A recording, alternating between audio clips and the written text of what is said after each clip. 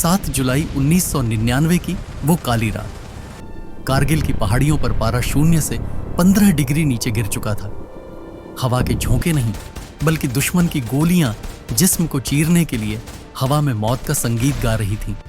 एक 24 साल का नौजवान, जिसकी आंखों में एक अजीब सी चमक थी, अपनी राइफल थामे काल के कपाल पर अपनी जीत की इबारत लिखने बढ़ रहा था। उसे पता था कि आज शायद वो सूरज की पहली किरण नहीं देख पाएगा, लेकिन उसे परवाह सिर्फ उस तिरंगे की थी जिसे उसे चोटी की सबसे ऊंची नोक पर गाड़ना था। ये कहानी किसी सुपर हीरो की फिल्म नहीं है।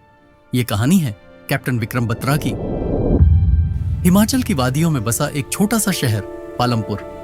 9 सितंबर 1974 को जीएल बत्रा और कमलकांता बत्रा के घर 2 जुड़वां बच्चों ने जन्म लिया, लव और कुश।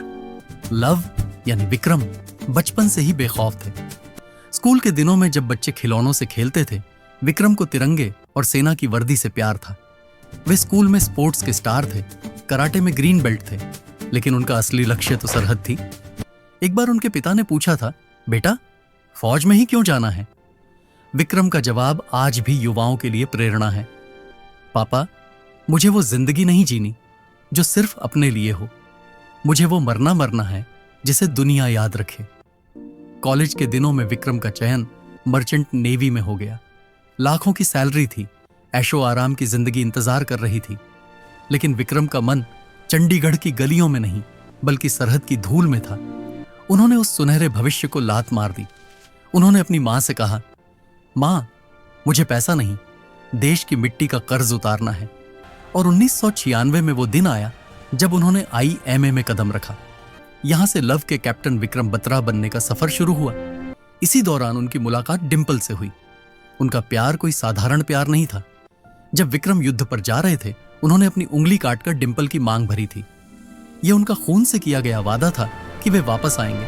1999 की गर्मियां, जब पूरा देश क्रिकेट वर्ल्ड कप देख रहा था, पाकिस्तान ने पीठ में छुरा घोंपा। कारगिल की चोटियों पर कब्जा हो चुका था। विक्रम की यूनिट 13J AKR IF को द्रास सेक्टर की जिम्मेदारी दी गई। युद्ध पर जाने से पहले विक्रम अपने दोस्त के साथ कॉफी पी रहे थे। दोस्त ने कहा, विक्रम संभल कर रहना।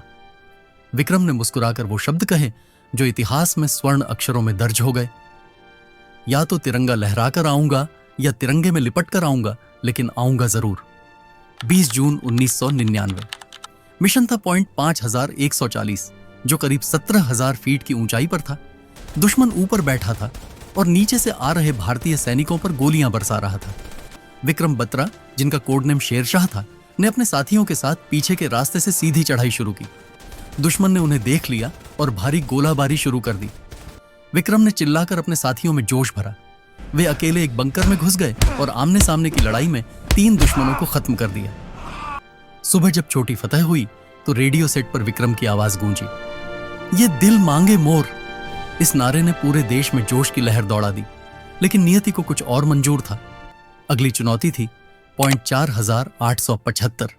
7 जुलाई की रात विक्रम को तेज बुखार था। शरीर तप रहा था, लेकिन देश का जज्बा उससे भी तेज था। दुश्मन की पोस्ट से भारी मशीन गन चल रही थी। विक्रम ने देखा कि उनके जूनियर ऑफिसर रघुनाथ सिंह घायल पड़े हैं। विक्रम बंकर से बाहर निकले। उनके जूनियर ने उन्हें रोकना चाहा। विक्रम ने चिल्लाकर कहा, तुम बाल बच्चे वाले हो सूबेदार साहब, पीछे हट जाओ, मैं जाऊंगा। गोलियों की बौछार के बीच विक्रम ने रघुनाथ को कंधे पर उठाया और सुरक्षित जगह ले गए। जैसे ही वे वापस मुड़े, एक स्नाइपर की गोली उनकी छाती को चीर गई। वक्त जैसे ठहर गया। विक्रम गिरे, खून से लथपथ थे, लेकिन उनके चेहरे पर हार नहीं थी। उनके अंतिम शब्द थे, जय माता दी। शेरशाह शांत हो गया, लेकिन उनके बलिदान ने बाकी जवानों को शोला बना दिया। जवानों ने पागलों की तरह हमला किया और पॉइंट 4875 पर तिरंगा गाड़ दिया। कैप्टन विक्रम बत्रा को मरणोपरांत भारत के सर्वोच्च वीरता पुरस्कार परमवीर चक्र से सम्मानित किया गया। उनकी शहादत ने कारगिल युद्ध का रुख मोड़ दिया। आज भी पालमपुर के घर घर में, द्रास की बर्फीली हवाओं में और हर भारतीय सैनिक की धड़कन में शेरशाह जिंदा है। वो 24 साल का लड़का हमें सिखा गया कि जिंदगी लंबी नहीं, बड़ी होनी चाहिए।